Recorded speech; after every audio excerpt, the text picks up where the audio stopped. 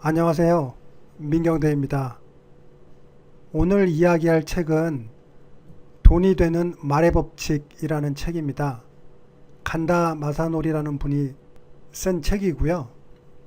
카피 작성하는데 큰 도움이 되는 책이거든요.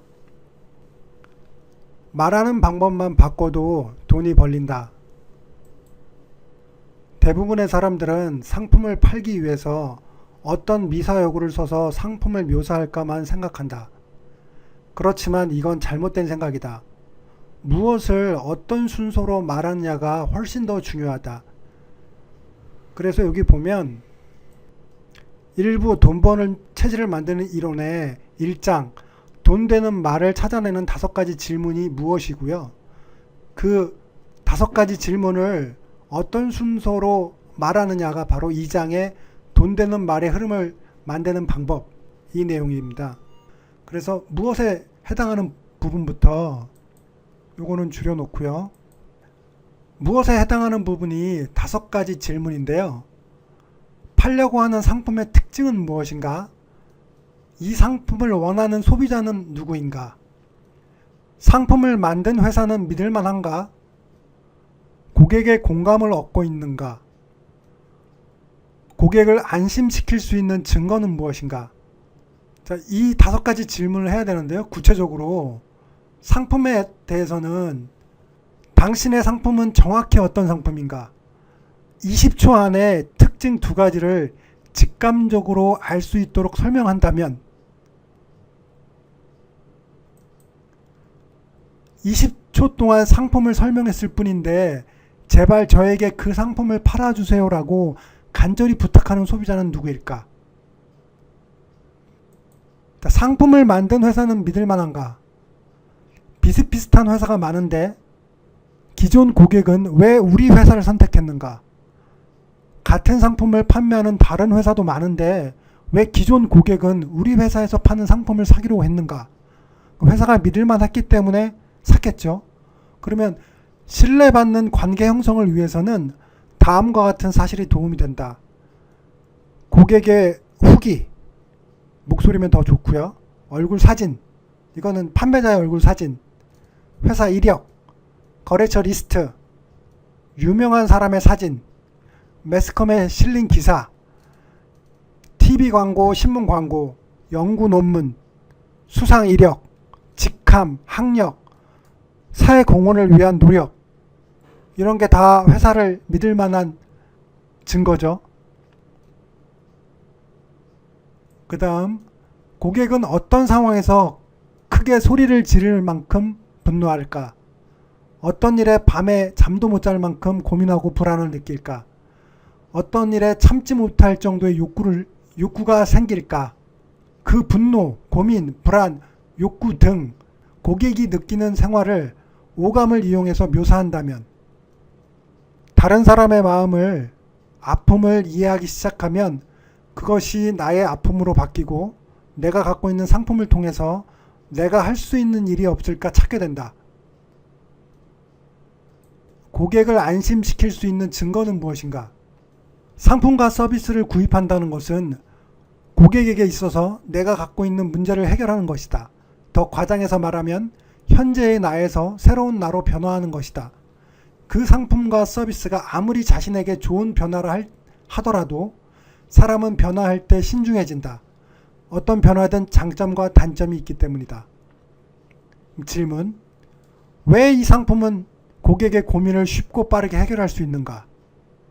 이 대답을 들으면 고객은 어떤 의심을 하게 될까? 고객의 의심을 떨쳐버릴 수 있는 구체적이고 효과적인 증거는 무엇일까? 가장 효과적인 증거는 고객의 후기와 사진이다.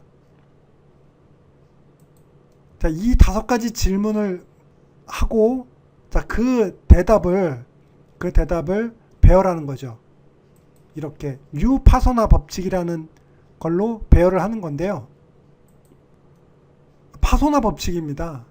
이분이 만들었던 1999년에 만들었던 법칙을 여기 A 부분만 다르게 해서 다시 뉴파소나 법칙이라고 법칙을 만들었는데요. 이제 이 5가지 질문을 이런 식으로 배열을 하는 겁니다. 문제, 친근감, 해결책, 제안, 제한, 행동. 앞 글자만 따서 파소나라고 하고요. 구매자가 직면한 문제, 고객이 간절히 원하는 욕구를 정확히 짚어낸다. 이게 문제고요. 그 다음에 affinity, 이 친근감이요. 구매자와 같은 아픔 또는 같은 욕구를 갖고 있다는 것을 스토리와 오감을 통해 묘사한다. 그 다음에 이제 공감을 하고 솔루션, 문제를 해결할 수 있거나 욕구를 실현할 수 있는 방법이 있다는 것을 알린다. 제안, 구체적인 제안을 한다. 샘플, 모니터, 테스트, 가격, 혜택을 명시한다. 그 다음에 narrowing down, 제한이요.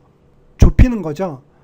제안을 받아들이면 문제를 해결할 수 있거나 욕구를 실현할 수 있는 사람이 충족시켜야 하는 조건을 말한다.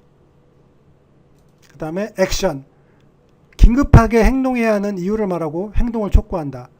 보통 액션은 시간으로 행동을 촉구하죠. 뭐 3일 한정, 그 다음 뭐 100개 한정, 이렇게 개수로 한정하는 경우도 있죠. 그래서 파소나 법칙 실행하기는 5가지, 돈 되는 이 5가지 질문을 파소나 법칙 순서에 따라 배열을 해보는 겁니다.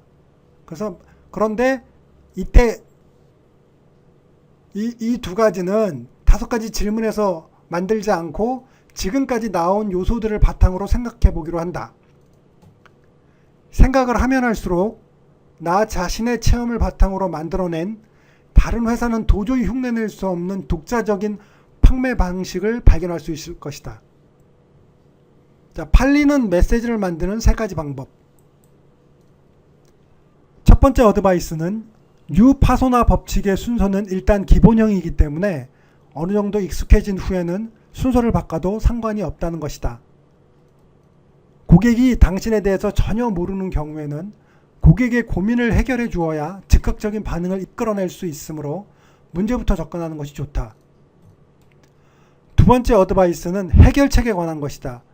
고객은 오로지 자신의 문제를 해결하기 위해서 또는 자신의 욕구를 충족시키기 위해서 상품을 산다. 따라서 고객의 문제를 해결하는 수단으로 당신의 상품을 알려주는 셈인데 이때에는 고객의 관점에서 최대한 매력적으로 표현해야 한다. 세 번째 어드바이스, 무엇보다도 중요한 것은 고객의 아픔을 생각하는 과정을 통해 당신의 상품이 더 큰 사회적 문제를 해결할 수 있다는 사실을 깨닫는 것이다. 그렇게 되면 행간에 당신의 마음이 담길 것이고 당신의 마음에 공감하는 훌륭한 고객이 모여들게 될 것이다. 자, 메시지가 전달되는 메커니즘. 인간의 행동에는 큰 전제가 있다. 현재와 미래의 차이가 클수록 그 간극을 메우기 위해서 사람은 행동을 한다는 것이다. 고객이 처한 상황을 고객의 입장에서 충분히 생각하고 고객이 마음속으로 불만스러워하고 있는 갭을 찾아내어 명확하게 표현한다. 그제야 고객은 자신의 문제를 깨닫고 밖에서 들리는 목소리에 귀를 기울이게 된다. 그렇다면 내가 문제를 인식했을 때 진지하게 귀를 기울이고 싶은 사람은 누구일까? 그것은 나와 같은 문제를 경험하고 극복한 사람이다. 그 사람이 나에게 새로운 세계로 떠나라고 유혹한다. 주인공은 처음에는 일상에서 벗어나기를 주저하지만 결국 스스로 결단을 내리고 좁은 문을 통과해 새로운 세계를 체험하게 된다. 파소나 법칙은 이처럼 주인공이 역경을 통해 성장해 나가는 드라마와 같다. 즉, 이 드라마에서 판매자는 상품이 가져다 줄 새로운 세계를 체험하게 해서 구매자가 주인공이 될 수 있도록 이끌어주는 멘토와 같은 역할을 한다. 돈이 되는 말의 법칙은 사기꾼들이 악용할 수도 있거든요. 이런 카피를 작성을 해서 있지도 않은 사실을 있는 척 악용하는 경우도 많이 있습니다. 그 정도로 강력한 돈이 되는 말의 법칙이기 때문에 고객을 정말로 위하는 그 진정성 있는 상품에 적용해서 꼭 성공하기를 바랍니다.